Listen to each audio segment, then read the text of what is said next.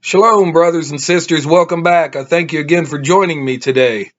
Today I want to give you the introduction to the book of Philippians, the letter.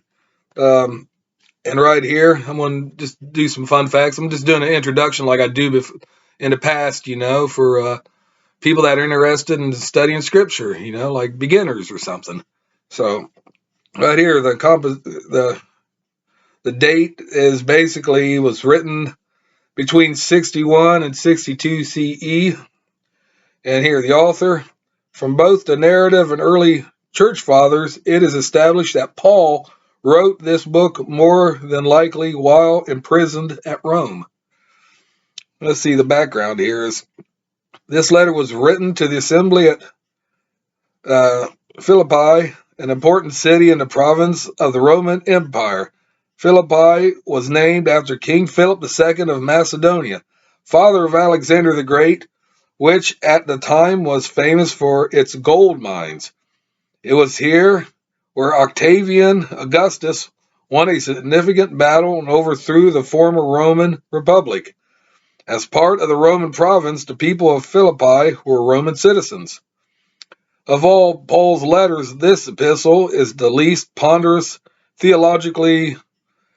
Here Paul thanks the Philippians for their gifts and encouragement. That's in chapter 4, verses 14 through 18. They were the only assembly to communicate with him during his afflictions. He also seized the opportunity to provide further instruction in righteous living and to teach the meaning of Yeshua's death and sacrifice. Now, the significance of it. In the third chapter, Paul provides a brief autobiography. He states that he was from the tribe of Benjamin, not Judah, but Benjamin, a Hebrew of Hebrews, a Pharisee of one, zealous for Yahweh's law. These characteristics reveal Paul's strong Hebrewic heritage, contrary to the popular notion that Paul adopted a Greco-Roman view or perspective. It is evident from his own testimony that he never deviated from his Hebrew roots or upbringing and faith. In Acts 24, verse 14, he provides a similar account when he states, "But this I confess unto thee, that after the way which they call heresy or cult, so worship I the Elohim of my fathers, believing all the things which are written in the law and in the prophets." This passage alone, with what he says, and the rest of Philippians provides evidence for acceptance of his Hebrew roots. So he's still a Hebrew, even though he's an apostle of the Gentiles, but he's purebred Hebrew all the way.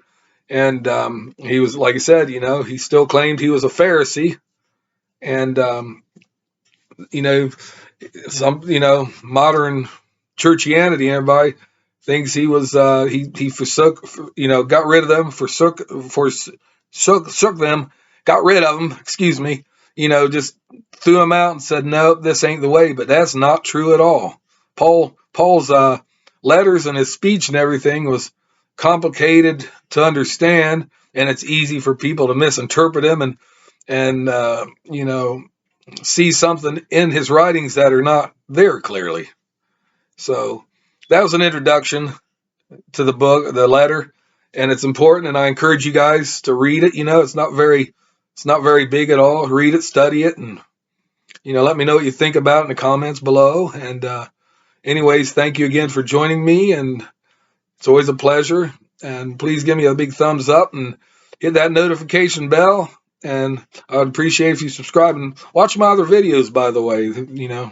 They're right there. Just watch them. And I thank you again for joining me. Until we meet again, as always, peace out and shalom.